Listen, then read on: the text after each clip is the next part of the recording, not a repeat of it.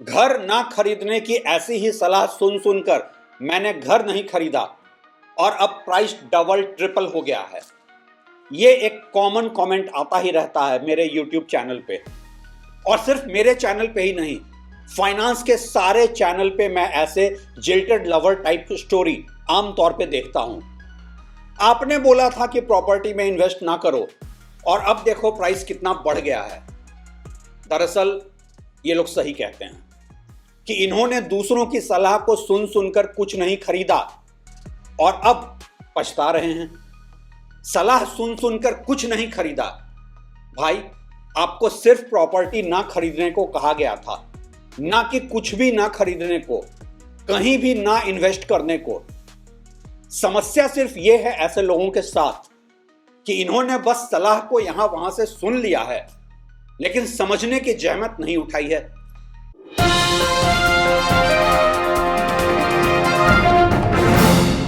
नमस्कार, आप देख रहे हैं ट्रैक टू रियलिटी और मेरा नाम है रवि सिन्हा। और आज मैं उन ऑडियंस को एड्रेस करना चाहता हूं जो FOMO, fear of missing out नहीं, फियर ऑफ मिस्ड आउट के मनोविज्ञान से जूझ रहे हैं। मेरा यह वीडियो उन लोगों के लिए कतई नहीं है जो बिल्डर्स के ब्रोकर्स, एजेंट्स, कंसल्टेंट्स या फिर उनके पेड मीडिया हैं, क्योंकि उन्हें तो हर हाल में बस बोलना ही है कि real estate best asset class है और आपकी प्रॉपर्टी में इन्वेस्ट ना करने की सलाह गलत है, मिसलीडिंग है।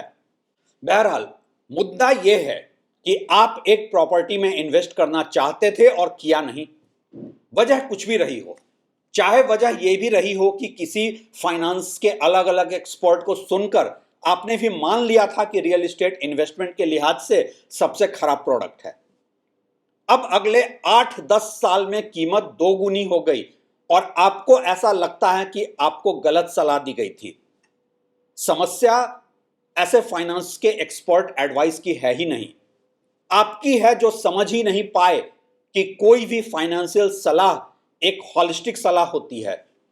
अब रियल एस्टेट में निवेश ना करें का यह मतलब कतई नहीं है कि कोई भी फाइनेंशियल एक्सपर्ट आपको यह बता रहा है कि वो पैसे कहीं भी इन्वेस्ट ना करो और खर्च कर दो, लुटा दो यहां वहां और हो जाओ खाली हाथ, और फिर कहो कि अगर इन्वेस्ट किया होता तो आज प्रॉपर्टी की बढ़ी हुई कीमत से इतना फायदा होता।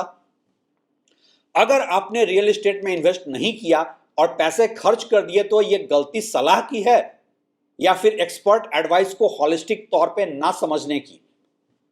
रियल एस्टेट में आम तौर पे इन्वेस्टमेंट की एडवाइस इंडिया में नहीं दी जाती है, तो उसके कारण क्या हैं, या फिर यूं कहूं कि कारण क्या क्या हैं। पहली वजह, रियल एस्टेट का रिटर्न बहुत कम है।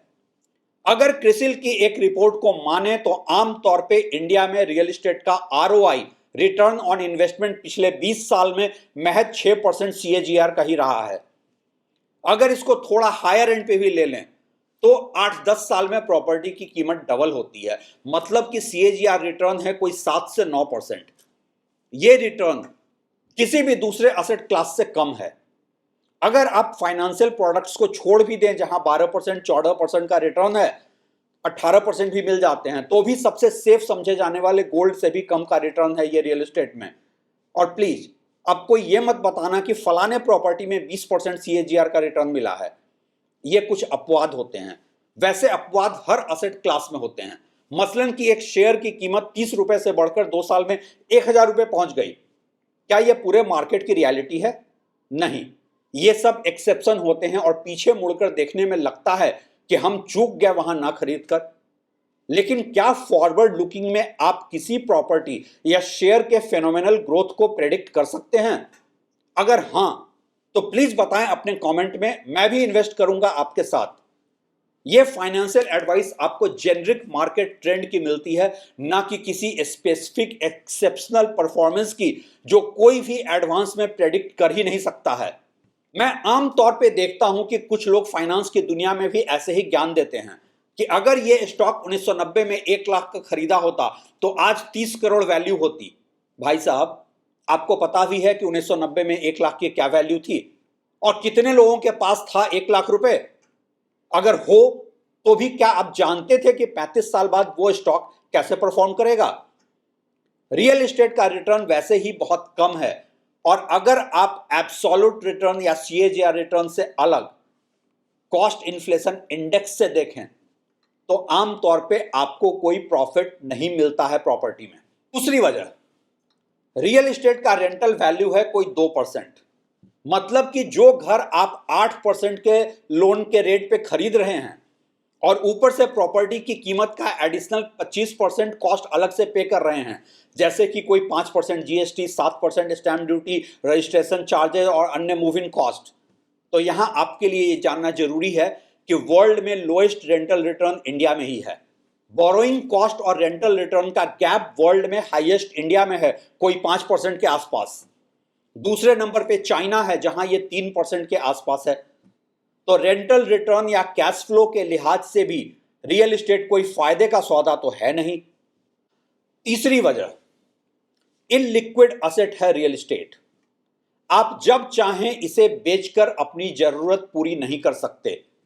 लोग समझते हैं कि स्टॉक मार्केट वॉलेटाइल है, लेकिन जिस किसी ने भी इमरजेंसी में कभी प्रॉपर्टी बेची है वो जानता है कि रियल एस्टेट कितना प्राइस सेंसिटिव और टाइम सेंसिटिव है, और यही रियल एस्टेट को असेट क्लास में सबसे निचले पायदान पे रखता है।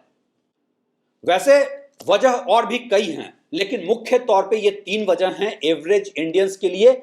चलिए आपको ये पूरा गणित समझाता हूं कुछ केस स्टडी से, जिससे कि इसे समझना और भी आसान हो जाएगा कि आखिर प्रॉपर्टी को इन्वेस्टमेंट क्लास के तौर पे मना करने के पीछे की सच्चाई क्या है।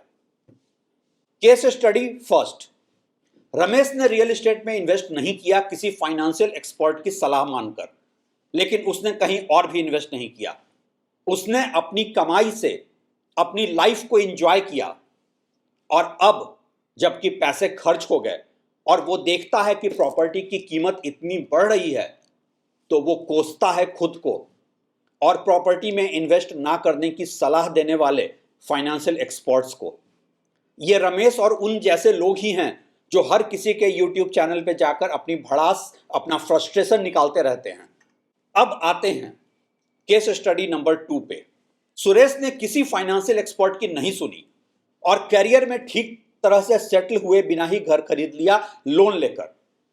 जब वो अपने आसपास लोगों से सुनता था कि प्रॉपर्टी प्राइसेस इतनी बढ़ गई, तो उसे लगता था कि वो खुद ही बहुत बड़ा फाइनेंशियल एक्सपर्ट है जो उसने सही इन्वेस्ट किया। मार्केट के सारे फाइनेंशियल एक्सपर्ट उसे बेवकूफ दिखते थे। इससे पहले कि घर में एक मेडिकल इमरजेंसी हो गई और सुरेश को यह एहसास हुआ कि उसका फाइनेंशियल ज्ञान कितना अधूरा था, कितना फ्लॉड था। जिस कर्ज पे लिए हुए घर को वो एक असेट समझ रहा था, उसकी कोई असेट वैल्यू ही नहीं थी उसके फाइनेंशियल इमरजेंसी में। ऐसा नहीं है कि सुरेश ने कोशिश नहीं की कि घर बेचकर वो अपने पिताजी का इलाज करा सके, लेकिन डिस्ट्रेस सेल में ना उसे घर की वो मार्केट प्राइस मिल रही थी जो वो सुनता था कि एक्चुअल में एप्रिसिएशन हो चुकी है, और ना ही बेचकर उतने पैसे ही मिल पाते जितना कि बैंक का लोन भरना था। ऐसा इसलिए कि बैंक ने इनिशियल कुछ सालों में इंटरेस्ट का मेजर कंपोनेंट ही कैलकुलेट किया था, ना कि प्रिंसिपल अमाउंट का। सुरेश को समझ में आया उससे कितनी बड़ी गलती हुई है रियल एस्टेट में इन्वेस्ट करके, लेकिन यह समझ देर से आया। आज वो घर का भी EMI भर रहा है और उस पर्सनल लोन का भी जो उसे इमरजेंसी में लेना पड़ा। अब देखते हैं केस स्टडी नंबर 3 मोहन का। इन्हें भी यही एडवाइस मिला था कि रियल एस्टेट में इन्वेस्टमेंट करना कोई फायदे का सौदा नहीं है, और इसलिए इन्होंने नहीं खरीदा प्रॉपर्टी। लेकिन इन्होंने सलाह को न केवल सुना था बल्कि समझा भी था, और इसलिए ये अपना वो पैसा जो प्रॉपर्टी में इन्वेस्ट होना था डाउन पेमेंट के लिए, उसका कुछ गोल्ड और कुछ म्यूचुअल फंड खरीद लिया, और हर महीने होम लोन की EMI वाला डिसिप्लिन भी रखा बिना किसी होम लोन के। जिस घर में ये रहते थे उसका किराया और जो EMI घर के लिए ये प्लान करते थे, वो अमाउंट का जो गैप था वो उसे इन्वेस्ट करते चले गए। बीच में इनके साथ भी घर में मेडिकल इमरजेंसी आई, तो इनके लिए म्यूचुअल फंड और गोल्ड के एक हिस्से को लिक्विडेट करना बेहद आसान था। ये कोई प्रॉपर्टी थोड़ी ही ना है कि 4 बेडरूम के घर में आप 1 बेडरूम नहीं बेच सकते, बाथरूम अलग से नहीं बेच सकते। जितने अमाउंट की जरूरत थी उतना ये सेल ऑफ करते चले गए, लेकिन फिर भी आज इनके पास इतना बड़ा कॉर्पस है कि वो एक प्रॉपर्टी बिना लोन के भी खरीद सकते हैं। ये और बात है कि ऐसा वो करेंगे नहीं, क्योंकि अब ये फाइनेंशियली मैच्योर्ड हैं। इन्होंने फाइनेंशियल एक्सपर्ट को सिर्फ सुना ही नहीं बल्कि समझा भी था। बॉटम लाइन बहुत साफ है, कोई भी असेट क्लास सही मायनों में असेट क्लास तभी बनता है जब वो 2 पैरामीटर पे क्वालिफाई कर सके। पहला कि जब आप उसे लीवरेज कर सकें, जहां बोरोइंग कॉस्ट से ज्यादा उसकी ग्रोथ हो, और दूसरा या तो उसका कैश फ्लो लोन के रेट से ज्यादा हो या इतना लिक्विड हो कि जब चाहो उसे बेचकर कर्जे उतारकर प्रॉफिट बना लो। रियल एस्टेट इन दोनों पैरामीटर्स पे फेल कर जाता है। फिर भी अगर आप उसके महज नोशनल एप्रिसिएशन की कहानियां सुनकर दिल बहलाते रहना चाहते हैं तो फिर आपको हमारी हर फाइनेंशियल एडवाइस गलत ही लगेगी। आप जाकर खरीद लें प्रॉपर्टी और ऐसे वीडियो को ना देखें। ये आपके स्यूडो सेटिस्फैक्शन और मिसप्लेस्ड फाइनेंशियल प्रायोरिटीज के लिए घातक वीडियो है। शुक्रिया।